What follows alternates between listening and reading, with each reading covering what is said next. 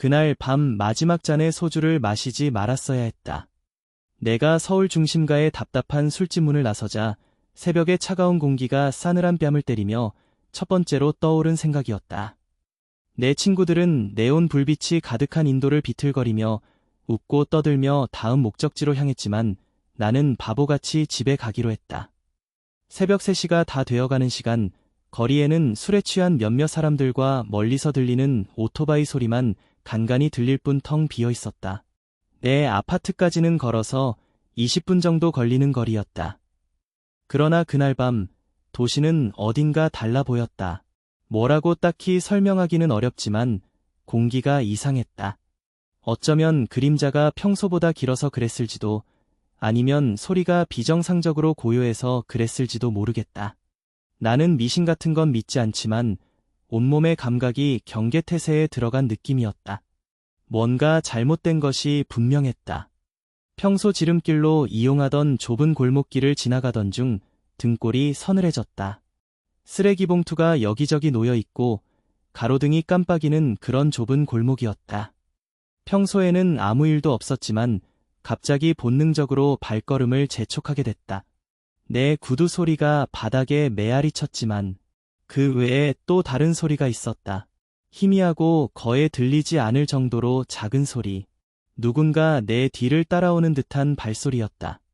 나는 멈췄다. 그러자 그 소리도 멈췄다. 거기 누구 있어요? 내 목소리는 예상보다 컸지만 여전히 떨리고 있었다. 아무런 대답도 없었다. 골목에는 아무것도 없었다. 그저 그림자, 쓰레기 봉투, 그리고 조롱하듯 깜빡거리는 그 가로등뿐이었다. 나는 어깨를 으쓱하며 스스로를 비웃으려 했다. 아마 소주가 나를 놀리고 있는 거겠지. 하지만 다시 걷기 시작하자 그 발소리가 또 들렸다. 이번에는 더 빨라지고 더 가까워졌다. 나는 너무 급하게 돌아서는 바람에 쓰레기 봉투를 발로 차고 거의 넘어질 뻔했다. 말했잖아요. 거기 누구 있냐고요. 나는 소리쳤다. 심장은 미친 듯이 뛰고 있었다. 그때 그를 보았다. 처음에는 그저 평범한 사람, 아마도 술 취한 사람이라고 생각했다. 그는 골목 끝에 서 있었고 어둠 속에서 얼굴이 보이지 않았다. 하지만 그에게는 인간 같지 않은 뭔가가 있었다.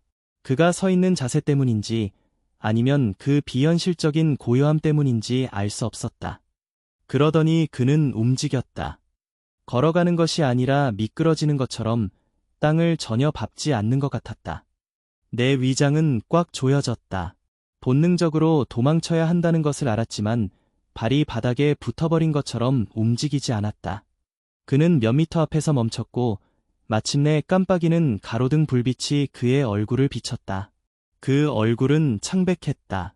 종이처럼 하얗고 그의 눈은 검은 연못처럼 비어 있었지만 동시에 탐욕스러웠다. 그리고 그는 웃었다.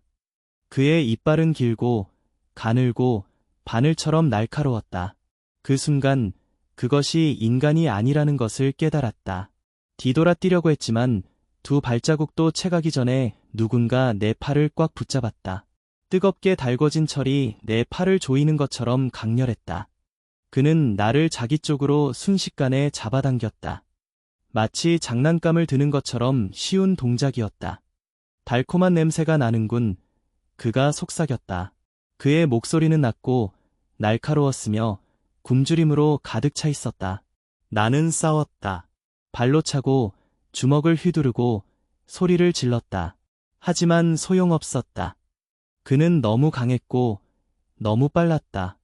내가 할 수 있는 것이라고는 그의 얼음처럼 차가운 손가락이 내 목을 조이는 것을 느끼는 것뿐이었다.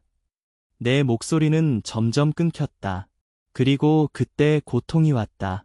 날카로운 통증이 목에 찔러왔고 곧이어 몸 전체로 이상한 뜨거운 기운이 퍼졌다.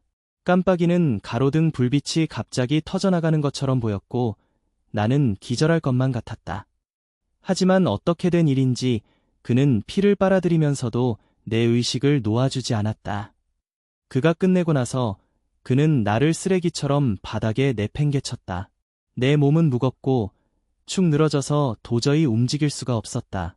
그는 나를 한동안 쳐다보더니 마치 무언가를 고민하는 듯한 표정을 지었다. 나중에 날 고마워하게 될 거야. 그는 비뚤어진 미소를 지으며 말했다. 그러고는 어둠 속으로 사라졌다. 나는 골목길에 누운 채 점점 돌아오는 도시의 소음을 들었다. 목이 타들어갔고 몸은 떨렸으며 머릿속은 혼란스러웠다.